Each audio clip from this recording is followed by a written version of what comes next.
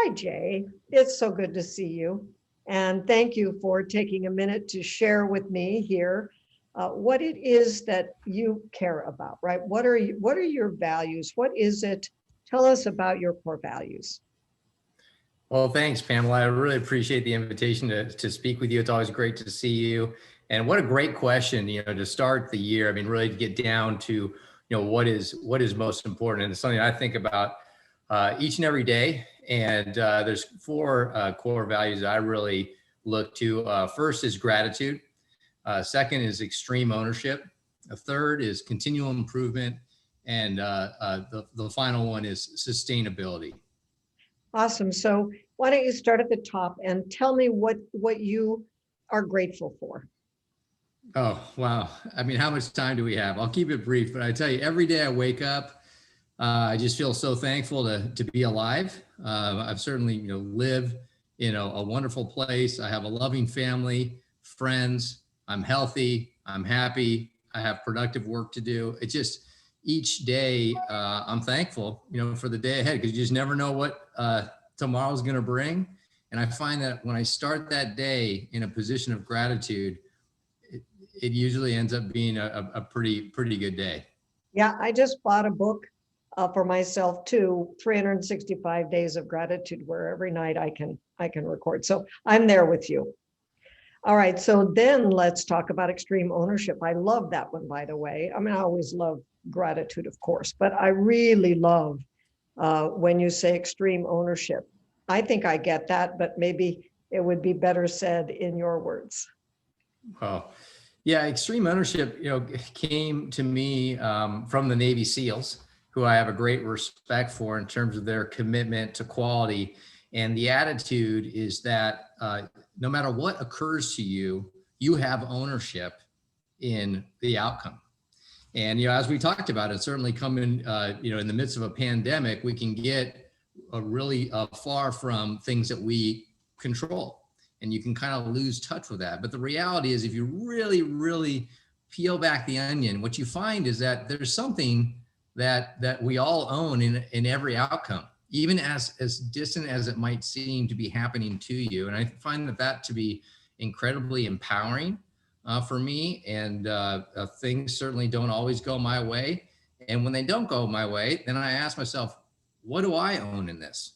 And I find it's just a great way to frame the conversation in really every aspect of my life. So that's extreme ownership. I love it. I love it. And then the third one, continuous improvement. Well, that, life continually teaches us new lessons, each day, every moment. And I always look for ways that I can continually improve. That, I'm a work in process, and I look at myself as a lifetime learner. And so with that core value of continual improvement, I always look for ways to, do things better, just approach life in a better way, develop new habits. I can always be improving. So that's what that's all about. Yes. And I know you that way. I know you as that. I would say that your four, well, at least the first three, I would expect to come out of your mouth just by who you are. But tell me about sustainability. What does that mean to you? Yeah, that's an interesting one, because that shows up in many different ways. And what I mean about sustainability in this case is in terms of the habits the habits that I have. And, and as I inspect those, I ask myself, is this sustainable? Is this action sustainable from an energy standpoint? Because here's the thing, willpower is a limited resource. And we can all, fight through a situation. I mean, it's you never know how strong you really are until you face a challenge. And also that effort, it might be driven by adrenaline or whatever it might be, is not sustainable. So if we approach things that we, want to change or improve about ourselves from purely a willpower standpoint, that is not sustainable. So in any action that I take or any sort of system I create, I want it to be sustainable. So that's what that's really all about. Right. So how do you pressure test that for yourself? Well, I pressure test that in the way that, how I have energy. And, you know, as I do things, is it an energy generating activity or is it an energy draining activity?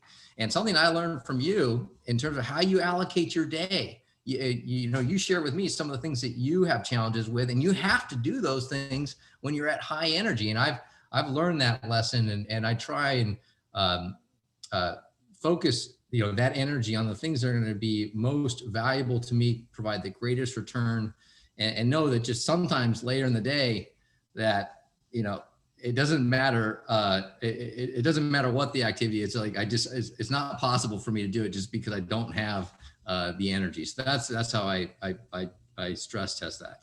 That's really great, because that means that you're aware for yourself of yourself and whether what you're doing is feeding your energy or draining your energy. Yeah. That's absolutely correct, Pamela. Mhm. That's terrific. And as you know, we're aligned in that, right? So you said it very well. I'm very sensitive to that indeed. So what else, Jay, should we know about you? Like what in your work, what feeds you in your bicycling for a cause? Speak to that as well.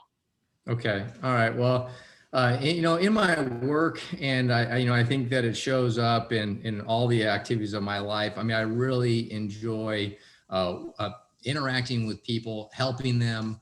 You know, as it relates to my work as a commercial banker, you know, providing sound advice, being candid, being vulnerable too, because like I said, from a lifetime learner, continued improvement standpoint, I don't know the answer to everything.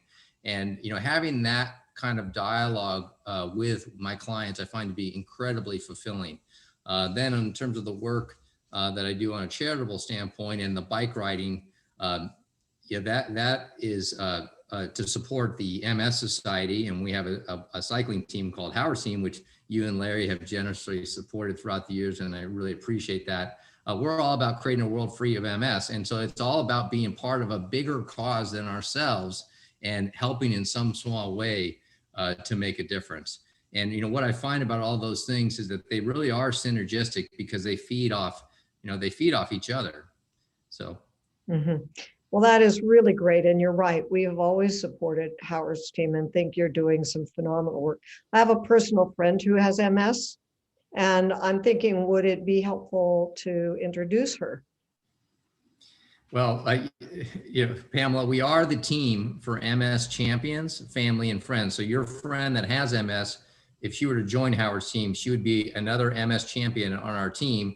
And of course, you fall in the friend category. So we'd love to have you and Larry on the team as well. Thank you, Jay. I so appreciate you and the invitation, and we'll certainly look at that with you for sure. Well, thank you so much, Pamela, for the time today. I've enjoyed our conversation, and thank you for your friendship. Yes, and you, Jay, you are a very special friend, and we want to get back together again soon. So you have a very great day. Thank you.